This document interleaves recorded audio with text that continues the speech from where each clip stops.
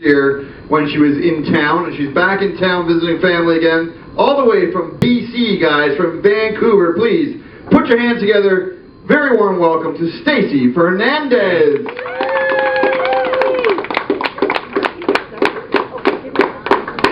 Apparently she's on BC time. Stacey Fernandez.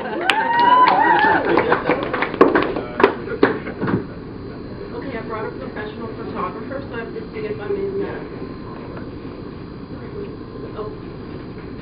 All good? Good. All good. Okay. First of all, I have to say I was outside having a cigarette, and you guys have more baggers down here than we do in Vancouver. We got hit up for coins twice and a cigarette once, and I'm like, yeah. Okay. Anyway, now for the good part. All this hoopla about the royal family and the new baby got me thinking about my family. So let's start with my Uncle Todd. He's 7 years older than me and lives in a small town. So my future husband and I went to a Filipino wedding, not too far from his place. And after I got sick of sitting there, because my husband was the best man, and no idea what they're talking about, what they're doing, I took a cab to my Uncle Todd's place. So he's like, oh, come on, I'll take you to a strip joint and cheer you up. Well, we get in the strip joint. Todd has second thoughts, so he's like, we can't stay. There's someone sitting in my seat, which is up on Pervert's Road. So we got wasted, went back to his place. I fell asleep on his kitchen table. When I woke up, there was my husband, my future husband, laying on the couch, and I'm like, Todd, what the hell did you let him in for? He's like, I thought you ordered Chinese food. Turned out my husband had shown up with a brown paper bag with his shoes in it. And not only is my Uncle Todd a real charmer, so am I. My little sister didn't like pickles when she was growing up, so we told her, oh, if you don't eat pickles, your boobs won't grow. So she sees a picture of Pamela Anderson, and she's like, that girl must eat a lot of pickles. So did I. And, you know, I'm a good mom, I'll admit to that. One day I'm cleaning the house. I'm blasting. Do you guys know Rihanna, the singer? She sings this song about S&M. And just as it gets to the part about sticks and stones may break my bones, but whips and chains excite me, I pick up the phone. It's the principal from my son's school. Turns out they've been calling each other douchebags at school. So the principal says to me, he stayed in and asked me, oh, what's a douchebag? And she's like, go home and ask your mom. I'm like, no, you're the PhD in education. You tell him what a douchebag is. So he comes home and is like, Mom, what's a douchebag? I'm like, it's a purse your dad bought for his ex-girlfriend. So I also married into a royal family. There's, you know, not just my side.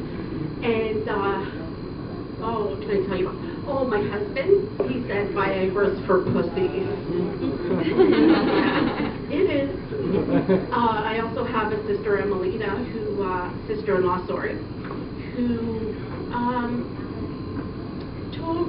showed me how to inject my husband with insulin in an undetectable spot to kill him. I'm like, this is your baby brother. I'm a type 1 diabetic. I have daily access to killing your brother, and you're telling me how? She's my favorite sister-in-law. For me. And I also have a brother-in-law, Chad, and we went on a 5-star, we're on vacation in a 5-star resort. He decides to go to dinner in a bathroom. So out we go. My son, Ethan, who's 12 at the time, ends up looking through the drink menu. He says, what's a blowjob? So 5 minutes later, his Shirley Temple comes to the table, and my brother-in-law, Jet, yells across the restaurant, Ethan, I thought you were going to get a blowjob.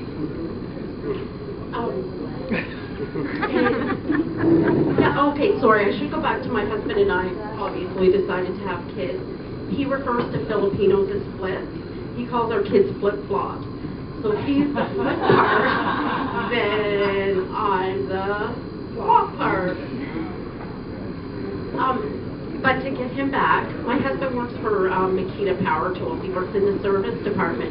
So when he calls home on his break, I get my son Ethan to answer the phone and say, "Oh, DeWalt Service Center. Oh wait, DeWalt Tools are way better than Makita. We don't need a service department." But I'm really looking forward to when my son turns 15, getting a piece of corn on the cob and putting it on the drill bit and cranking the drill on full blast and seeing if he can eat a whole cob of corn without choking to death. Can you just picture how fun that would be for a 15-year-old kid? If only we're legal to give him a shot of tequila to, like, balance it out. Anyway, so because I know I'm not a decent human, I decided, living near the downtown east side of Vancouver, I think it's the meth capital of North America, I decided I would go and volunteer. The place I volunteer is called the First United Church Kitchen, which, jotted down, spells fuck. So my job is to hand out clean clothes to homeless people. So this one guy comes up to me and he's like, "Yeah, can I get a pair of clean underwear?" And I'm like, "Oh, I just gave out the last pair." He's like, "Oh, that's okay. I've only had these ones on for 5 days." And at first I'm like, gross. But then I'm like, I have a 14-year-old son. He can break the 5-day record, like, without even, like, trying. So, and when I was younger, I did have aspirations. I wanted to be an Oscar winner. But now, you know what? I'd just settle for watching a fucking movie from start to end without, like, interruption. So, anyway, that's all I got for you guys. I know I don't have a tiara. I'm aware I have a royal family, even if they're only royal pains in the ass.